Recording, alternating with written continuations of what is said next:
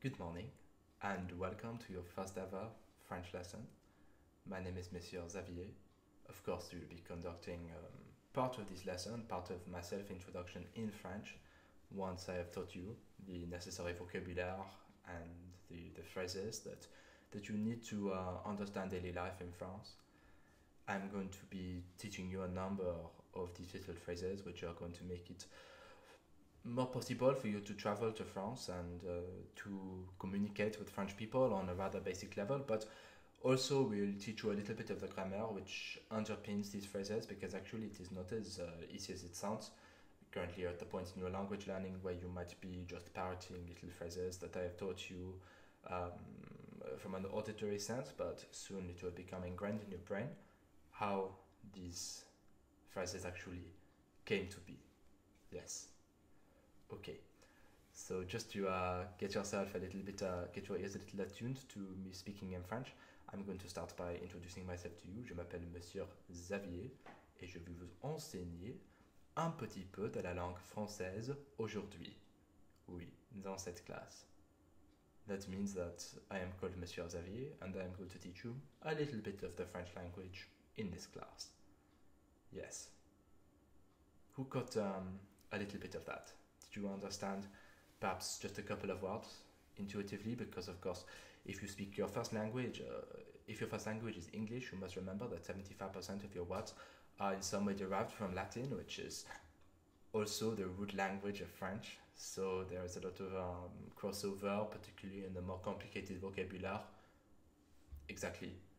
I mean, for instance, if you think about your modes of transport, it is actually quite easy to see the links between the language, because you have in English a train, in French a train. Oui. Of course, it gets a bit more complicated. As soon as you go a little bit further into it, you have a boat, which becomes a bateau en français. It's not too difficult to see the links there. It's not too different, of course. Then you reach plane, avion. That is a little bit more tenuous link, but I imagine there is one there. But you see how the English language might be used as a frame of reference for your French learning? Good. Yes, because it's essential that we depart from this principle. Exactly, that we use it going forward, because without this principle it is going to be difficult for you to build your vocabulary without massive amounts of just rote work. Do you see what I mean? I mean, you can write out as many flashcards as you like, or go on as many internet sites, test yourself on vocabulary every day, all day, never go outside, never have any social life, and you will probably become good at French. But if you, first of all, go out and use it by speaking to people who speak French, then you'll get better. Also, if you are listening to the French radio or watching the television or reading French newspaper online, it is very easy to do, then your French will improve. But also, you need to recognize the links with the language that you already speak. Might be English, there are also links to German. If you understand a bit of Spanish, you'll be able to see serious links between the two languages. Anyway, I've spent far too much time telling you how much I love the linguistic interlinking of language, so I'm going to begin now to teach you a couple of little small phrases which will make your life easier. Yes, of course, and will permit you to say to people that actually you speak a bit of French, because you do and you understand what you are saying. So the most basic question I think that you can ask anybody is, what is your name? Yes, you ask me, what is your name? I say, my name is Monsieur Xavier. Oui. Of course you understand oui and no, yes. I mean, that is not alien to you. Of course, good to hear. Of course, that would make my life a bit difficult if I had to teach everybody, even the most basic thing. And I assume you also all know bonjour, quelque chose comme ça. Oui. Ok. Aucun problème. Donc, if you want to ask somebody what their name is, then you say, comment tu t'appelles? Oui, comment tu t'appelles? Which actually in a rather literal sense means, how do you call yourself? Comment, oui, tu, you, t'appelles. Appeler is a verb to call. It can be used to call somebody in the most literal sense, to call someone on the telephone. It means a various number of things, but also it can be in reference to your name. Comment tu t'appelles? Oui. Ask me. Comment tu t'appelles? Ah, je m'appelle Monsieur Xavier. Oui. Of course, you can guess that je m'appelle means I call myself. Oui. Je, I. The m is elided into the appel because it starts with a vowel, but you'll learn this in lesson 5 or 6 of this series. Yes, do not trouble yourself with the grammatical side of it now because it's all a little bit complicated. Yes, don't worry. I will make it all clear to you later. You are a very ambitious student, but I cannot teach you now because you don't know anything else. You need to learn the basic building block first, and then we can build a beautiful house on top of that, yes. Little bit of foundation now.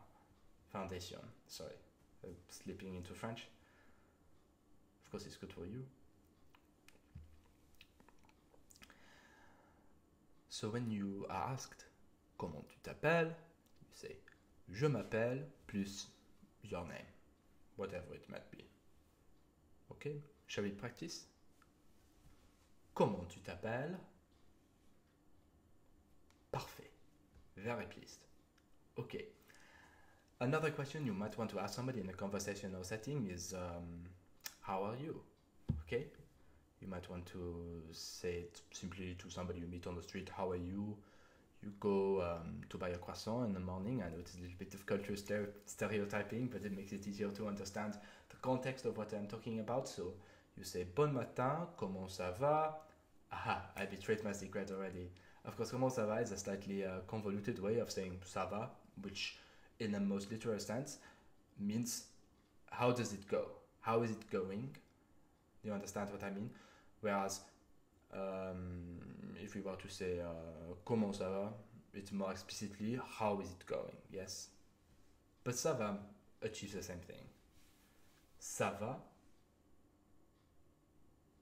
exactement. Donc, demande-moi, s'il vous plaît. Aha, yes, there we go, a little bit of French. Do you understand what that might mean? So you understand that s'il vous plaît means please. Again, in the most grammatical sense, it means if it pleases you. It's like something out of a medieval movie, no? Of course, but do not let me turn this into some kind of tangent. I'm not here to teach you about medieval movie, I'm here to teach you about French. Yes, s'il vous plaît, demande-moi means ask me. Ask me, please. Ça va. Oui. Répète. Oui, répète s'il vous plaît. Repeat, please. Parfait. Ça va. Ah oui, ça va bien. So you can respond in a number of ways. You can actually quite simply say, bah, ça va. Ou quelque chose comme ci, comme ça. So if you are to say, bah, ça va, means, it's okay, no problem. Things are going alright. Not particularly special, not particularly bad. Or comme ci, comme ça is literally like this, like that. It's a little bit of this, little bit of that. It's but on aggregate, it is better. You see what I mean? Or not better, it's okay, no problem. Yeah. So, that's for your normal day. When things are going well, you're very happy, in a good mood, like when you're in my class. Of course, I can tell you're enjoying yourself very much, and you'll be coming back for the later installment in this series of lessons. Yes. So, if you were to say ça va bien, it means that is my life is going well. I'm pleased. I'm happy. I'm happy, which of course a little bit of vocabulary is heureux in French. Oui, je suis heureux. I am happy. But of course, you can simply say ça va bien. And then of course, what do you think is the antonym of this? What is the opposite? You don't know? Of course you don't know. You've never studied French before. So it is ça va mal. Oui, ça va mal. Répète, s'il vous plaît. Après moi. Ça va mal. Yes, of course. Very well done. You have a very good ear, you know. But the question is, do you know what the French word for an ear is? It's oreille. It's not so obvious. Oreille. Oui. Oui. Répète, s'il vous plaît. Non, non, non. Après moi. Oreille. Oui. Oreille. That was absolutely exaggerated, and I'm sure that once you speak French, you'll be saying, "Why do you teach me this way? I sound like an idiot." But oreille is how you say it normally, but it allows you to understand how the phonic structuring of the word is going. Do you understand what I mean? Do you see the value of this? Of course, please feel free to stop me. You put your hand up, say, "Excusez-moi, je ne comprends pas."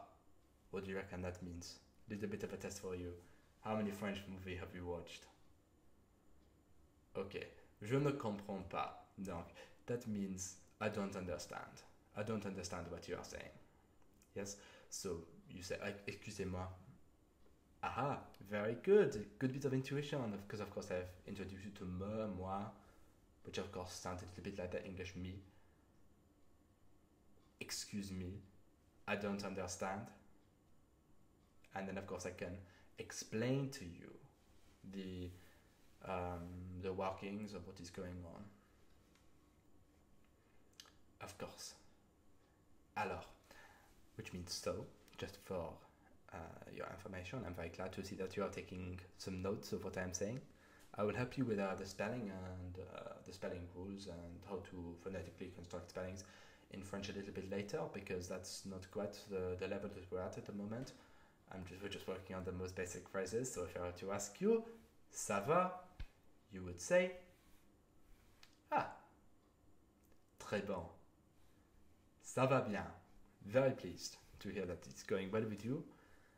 Now, what else can we learn? For instance, what age are you? How old are you?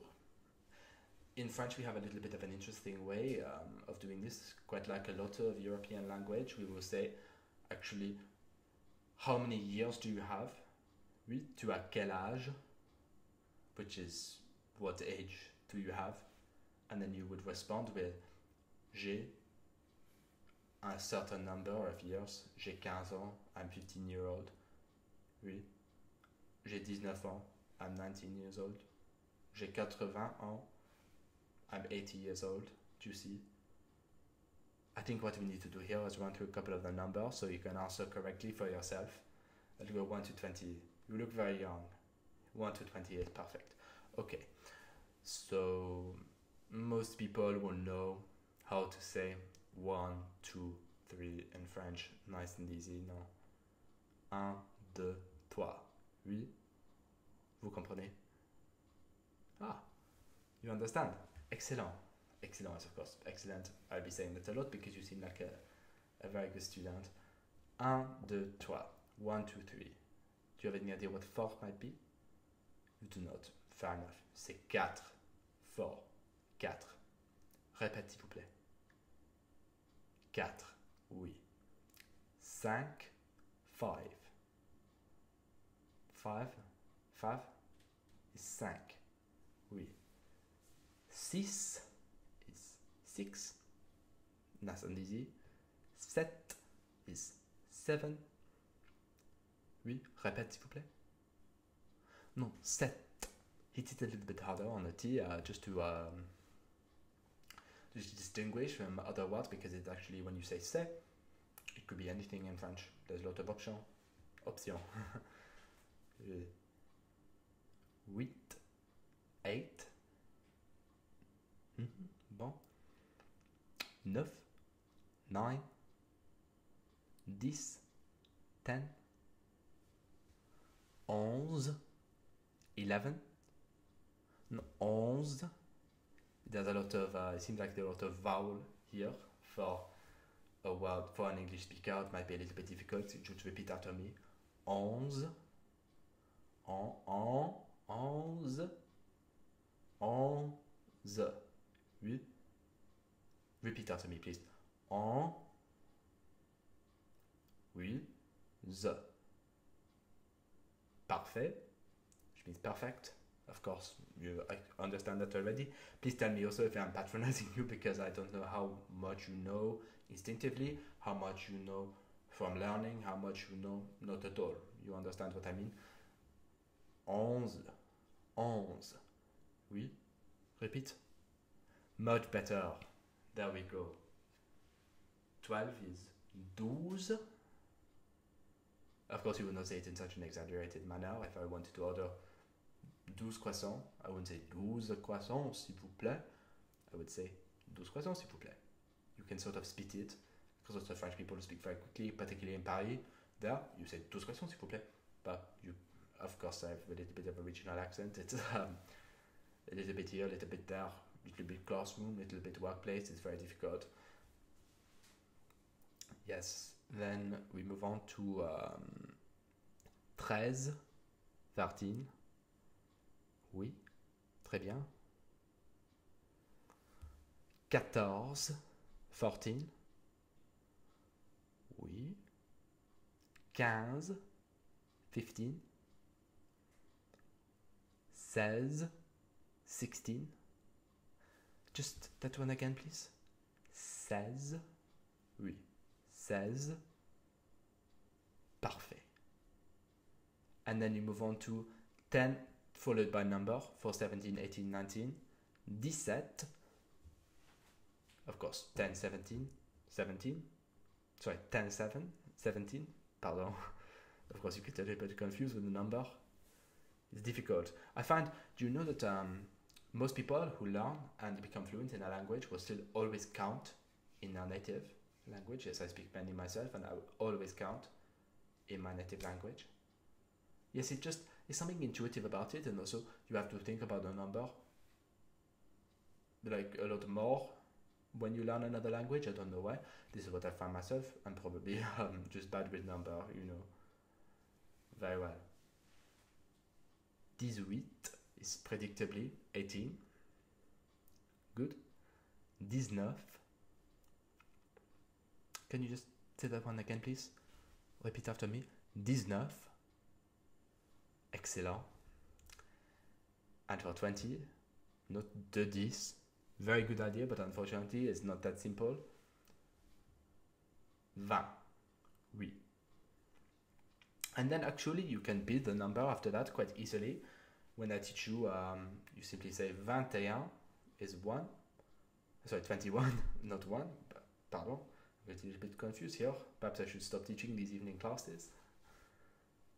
Of course, no. I mean, that means that you couldn't have my lovely company, but then it means you wouldn't have to stay up all this late. 21, 21. But then not 22, it just becomes 22. 23, 24, 25, 26. You understand? Before you get to 13, 14. Pardon. I'm forgetting my own language. This is absolutely appalling. I'm so sorry. 30, 40. Gosh, that is quite embarrassing. Please rest assured that I am university educated speaker of French. There is nothing to worry about in that sense. Yes, it's just my brain is tired. End of the day. I shouldn't really be here. 30, 40, 50. Oui, mais not 60, 60. And then it gets a little bit more interesting, a little bit more crazy. So you, unless you're in Switzerland, where you would say 70, makes sense.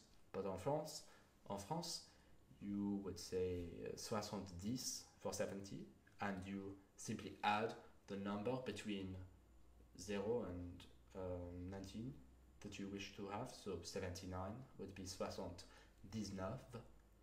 Yes. 80 though would not be 60, 20, it would be 80 for 20s. Yes, and then it followed the same system. 99, 99, followed by, you know the French word for 100. Come on, secret test. Let's see if you got it right. 100. Excellent. 100%. 100% understanding of this. So we're just going to finish up today by talking about your age. So do you reckon you can say to me how old you are? Of course, as your teacher, I cannot reveal my secrets. Let's say something crazy. Let's say I'm 82-year-old. Tu as quel âge? Which is what you would say to me. You would actually, in a respect scenario, you'd be saying, vous avez quel âge? Mais that's not so much of a problem. Also, you may hear, quel âge as-tu? Quel âge avez-vous? It depends on how you are speaking the French language, basically. You know, one is more natural, one is more correct. Depending on your context, it's a little bit difficult. Exactly. So then again, repeat, please. Tu as quel âge? We'll assume that we do not have a teacher-student relationship at this point. Tu as quel âge? Ah, moi, j'ai 82 ans. I have 82 years. I am 82 years old. And finally, I will ask you this question myself. Tu as quel âge? Because I'm allowed to use. Of course, I have not explained this to you. Forgive me, this is taught in a rather roundabout way. Tu and vous are two forms in the French language. The tu is familier. It is used for friends, talking only to an individual person. And then the plural vous is used for you. They both mean you. The plural vous is used to express en français politeness or formality. You see what I mean? Vous is used for me because I'm a teacher. Tu is used for you because you are a student. Yes, there's a bit of hierarchy here. Hierarchy. Oui. Excellent. Donc, tu as quel âge? Quel âge as-tu? Depending on the style you wish to use. Excellent. Très bien. Donc, thank you so much for this class. I am very happy that you have listened so attentively to my lesson. It has been only 20 minutes, but I'm rather tired myself. It's an evening class. Next week, we are going to come back with even more knowledge about phrases, and then we're going to learn how to spell these things as well. Okay, we're going to learn the French spelling rules. Excellent. Thank you so much for being here. You've been an outstanding student. Yes, absolutely A+, or 20 out of 20 in France. You know, different system already. I'll teach a bit more about culture later. Yes, now go. I would recommend that you try and immerse yourself in the French language, listen to a couple of songs by Edith Piaf, listen to the radio, read the news on the internet, you know, just try anything. Expose yourself. Talk to somebody who is French.